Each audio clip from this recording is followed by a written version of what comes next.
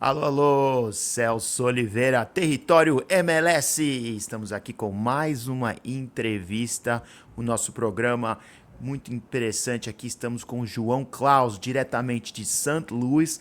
João Klaus, que já tem uma carreira extensiva na Major League Soccer e está aqui para falar com a gente um pouco da jornada dele, não só na liga, né, mas na sua carreira. Tudo bem, João? Prazer ter aqui conosco no nosso programa. Tudo bem, Celso? Obrigado por me ter aqui com vocês. Um prazer muito grande tê-lo aqui. Era um sonho pequeno, mas um sonho tê-lo aqui com você, com a gente, né? A gente tem uma lista de jogadores que atua aqui no país e você já está atuando aqui há alguns anos, né? Mas antes da gente falar da sua jornada na Major League Soccer, eu gostaria de falar um pouco do início da sua carreira, né? É uma carreira muito, vou dizer assim, diversificada, né? Você começou no Criciúma e tal e passou por diversos países, né? Diversas experiências. Então fala um pouco pra gente, né? No geral, da sua carreira, né? De todas essas jornadas que você teve e onde você está hoje, né? Sim, como você disse, comecei pequeno em Criciúma, depois me mudei para Porto Alegre, finalizei a minha base no Grêmio, né? Foi antes de me mudar para a Alemanha, depois me mudei do Grêmio para o segundo time do Hoffenheim, fiquei um ano lá, depois tive alguns empréstimos, Finlândia, Áustria, retornei para o primeiro time do Hoffenheim, fiquei um tempo no primeiro time do Hoffenheim, e depois tive mais um empréstimo para a Bélgica antes de vir para a MLS. É, o que a gente comenta é o jogador de jornada, né? O journeyman. Você já passou realmente por diversos países e tudo. E o que você ganhou, né, dessas experiências de diversos países? Fala um pouco da experiência europeia e de como moldou você como jogador antes de chegar na Major League Soccer. A gente, cada país que a gente vai é uma cultura diferente, é uma forma de trabalhar diferente e isso tudo agrega, né? Agrega valor para a carreira, agrega valor pessoal, experiência de vida. E foi, para mim, hoje, claro, quando você sai de casa tão jovem, não é fácil, especialmente quando você não sabe a língua, você não, na época, não falava inglês também, que seria um facilitador, né, na Sem dúvida. comunicação. Então, assim, no começo é difícil. Hoje, claro, eu olho para trás e vejo que isso me deixou mais forte, isso me ajudou demais na minha vida pessoal, na minha carreira. Como eu disse, cada país que você vai é uma forma de trabalhar diferente, é uma cultura diferente, e isso tudo acaba agregando valor, né? Então, Claro. muito feliz e privilegiado de ter tido a oportunidade de jogar em lugares diferentes, em clubes bons também, que me ajudaram a estar aqui hoje. Então, e o que acho muito legal, primeiramente vou falar que eu tive uma experiência também similar quando vim para os Estados Unidos muito cedo também. A gente sabe, não é fácil, a gente não sabe idioma, né? Tem o lado cultural, né? A gente não tem a família do lado, então divido um pouco dos seus sentimentos por ser alguém que já mora nos Estados Unidos já há mais de 20 anos. Mas vamos falar um pouco da jornada e da mudança para St. Louis, porque você realmente foi o primeiro jogador designado da equipe, né? Uma denominação muito importante para quem segue a Major League Soccer. E o que me interessa saber é o que te interessou quando veio essa ideia do projeto, né? Uma equipe de expansão, como você viu esse projeto e como você viu sendo uma boa oportunidade para a sua carreira, João? Assim, né? Primeiro de tudo, a MLS é uma liga que vem crescendo muito, né? Uma liga muito atrativa e que muitos jogadores estão vindo para cá, muitos jogadores estão querendo se mudar para cá, né? Então, assim, primeiro de tudo, nunca tinha passado pela minha cabeça. Eu já estava bastante tempo na Europa, já estava adaptado também. E quando surgiu a oportunidade, eu estava na Bélgica. E quando o Lutz me ligou pela primeira vez que a gente conversou, a gente já tinha trabalhado junto no Hoffenheim, né? Já conhecia, já tinha uma confiança, já trabalhava já tinha trabalhado bastante tempo com ele também. e ele me explicou sobre o projeto, sobre o clube, assim, né, hoje às vezes a gente conversa, né, também talvez seja uma oportunidade única na carreira que Uhum. muitos jogadores não vão experienciar isso, né, que é começar um clube do zero, ver o clube crescer, quando eu cheguei o estádio não estava pronto, o nosso centro de treinamento não estava pronto. Então, assim, eu cheguei, fui no estádio em construção, no centro de treinamento em construção. Então, assim, quando ele me mostrou o projeto, chamou muito a minha atenção. E como eu disse, poder experienciar isso, talvez é a única oportunidade que eu tinha para fazer isso. E hoje eu vejo que, de forma muito assertiva, a minha decisão e a decisão da minha família de se mudar para cá e experienciar isso. É muito legal, uma experiência única na minha carreira também. E estou muito feliz de ter fazido parte desse processo e muito feliz de participar dessas primeiras temporadas junto com o clube. Então, é impressionante como o clube já se adaptou não só à liga, né, mas à cultura da cidade, né? Para quem não conhece, St. Louis, uma cidade que tem muito vínculo, né, com o soccer, né, com o futebol dos Estados Unidos. Então, era uma cidade que realmente necessitava uma equipe própria da Major League Soccer, né? E também agora tem uma rivalidade legal, né, com o pessoal lá do Sporting Uhum, e de certa maneira com a cidade de Chicago também, né? Ficou um uhum. polozinho regional, né, das equipes, cara. Mas diz aí, como é que foi a adaptação no campo, né? Você jogou na Europa, diferentes ligas, diferentes níveis, né? Acesso e tal. E aí você vem pra MLS, né? E se destaca já no primeiro ano. E fala um pouquinho das diferenças táticas mesmo que você sentiu entre as duas ligas. A gente ouve muito falar, né? Do, do, do fato da liga aqui ser muito mais, vou dizer, mais física e tal. Mas não, quando a gente vem do Brasil, né, isso parece ser um pouco de história, né? Então explica um pouco das diferenças que você sentiu, não só da Europa, mas também do Brasil vindo para a Major League Soccer. Eu acho que, assim, todas as ligas que tu vai tem uma característica diferente, né? Por mais que de fora seja difícil notar, quando você está dentro da liga, quando você já passou um tempo dentro da liga, você vê que cada liga tem uma característica diferente. E como você disse, a MLS é uma liga muito física, né? Uma liga de muita transição, a maior parte dos times jogam em transição, também tem um pouco da cultura de treinamento de outros esportes, né? Que é uma base americana, né? Que eu acho que é uma coisa muito legal também, assim, que muitas pessoas não sabem, né? Mas a própria educação física das crianças é feita de uma forma muito diferente do que a gente faz no Brasil, né?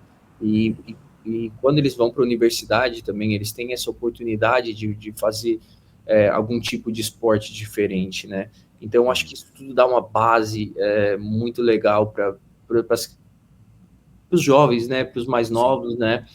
E, e quando eles chegam, tu já vê que são jovens que bem treinados, jovens que já têm uma bagagem de treinamento muito grande, né? Então eu acho que isso que faz a liga ser da forma que é hoje. Também a gente fala muito no Brasil, por exemplo, das viagens, né? Que os clubes viajam muito e eu acredito que no Brasil viaja até mais do que aqui. Mas aqui também tem esse lado, né? São viagens Tem. muito longas. Por exemplo, para a gente, muitas vezes quando a gente vai para a Califórnia, a gente vai para Vancouver ou algo do tipo, a gente tem 2 horas de diferença do horário local, né? Então, assim, isso tudo também traz uma certa dificuldade. Eu converso com muitos jogadores da liga e isso é uma questão que muitos jogadores às vezes não se adaptam, muitos Sim. jogadores têm uma certa dificuldade. É, muitas vezes depois de um jogo na Califórnia, que a gente chega em casa às 6, 7 horas da manhã, logo depois do jogo, você perde uma noite de sono, a sua rotina muda. Então, assim, quando eu converso com alguns jogadores também que vieram da Europa ou do próprio Brasil, tem essa diferença na liga, né? Então, Sim. a liga tem as suas características próprias e eu acredito que todas as ligas vão ter a sua própria característica.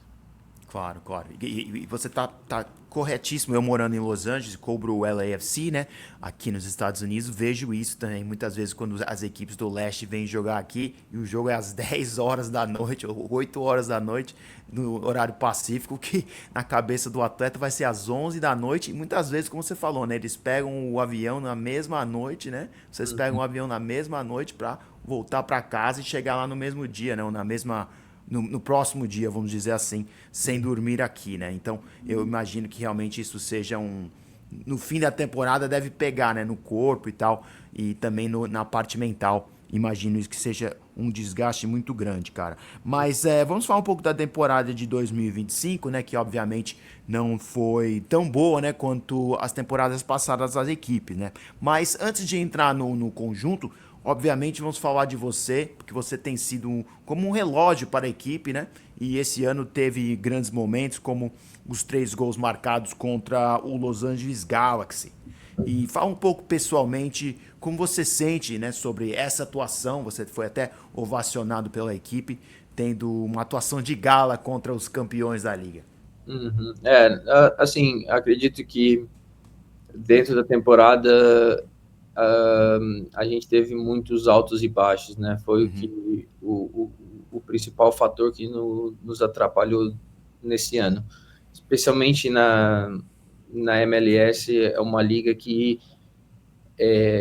se você seguir um padrão de atuação e de resultados durante o ano, provavelmente você vai estar dentro dos playoffs no final da temporada regular, né? Então, assim, eu acho que isso dificultou um pouco para o nosso time. A gente começou bem as primeiras 4 partidas, depois a gente teve uma sequência muito ruim. Agora, no final, a gente está tendo uma sequência muito boa de novo. Então, assim, eu acho que essas são coisas que a gente tem que corrigir para o próximo ano. E falando sobre a atuação contra o LA Galaxy, foi um momento muito especial para mim. É, um momento que, mais uma vez, né, eu até disse depois do jogo que mais um momento que eu deixei meu nome na história do clube, né? O primeiro jogador a fazer um hat-trick na história do clube. É, isso ninguém apaga, né? Apesar de não ter sido uma temporada como queríamos, eu acho que momentos como esse vão ficar marcados para sempre na história do clube. Absolutamente.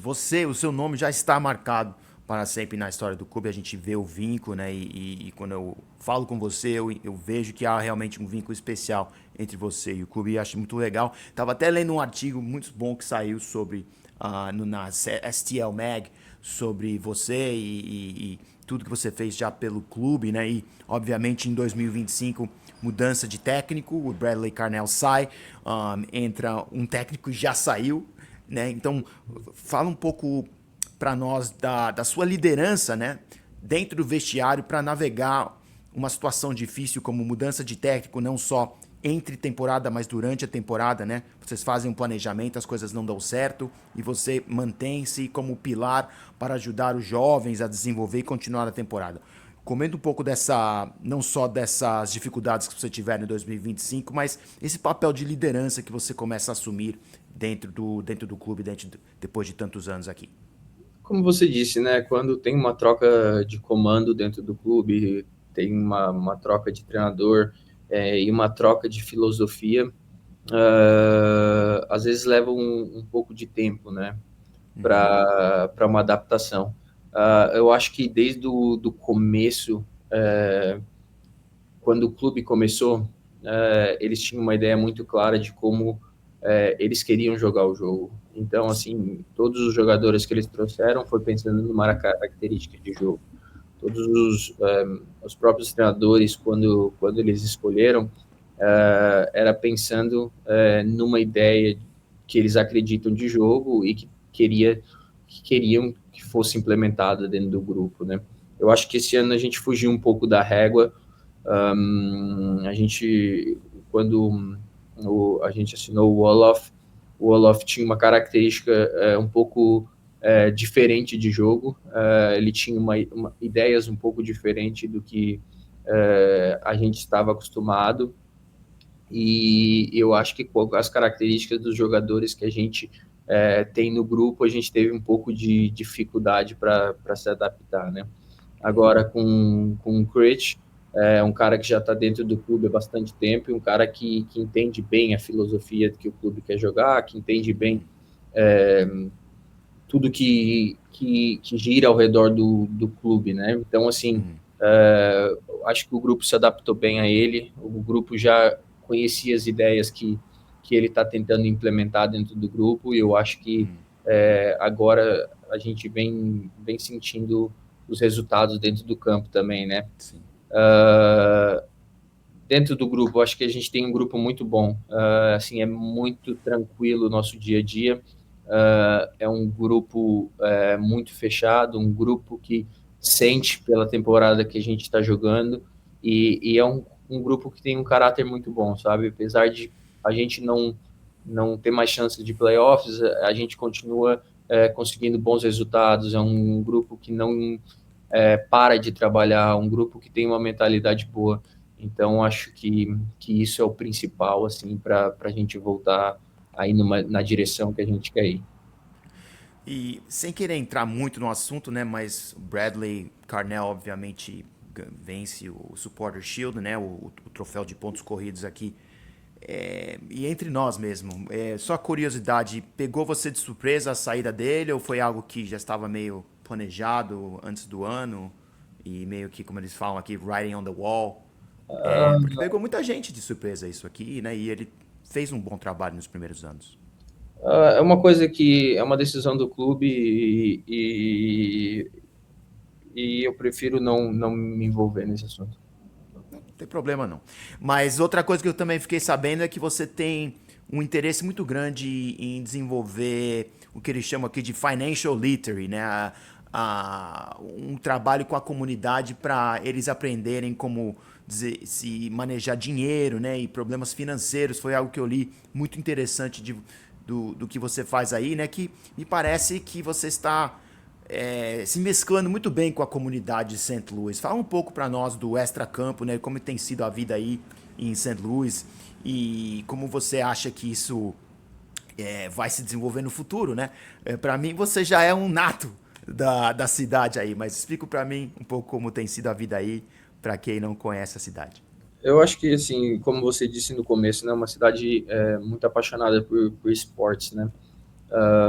É uma cidade que luta muito pelos seus direitos, é uma cidade que muito fechada, é uma cidade que muitas pessoas se conhecem e é uma comunidade que se ajuda, né?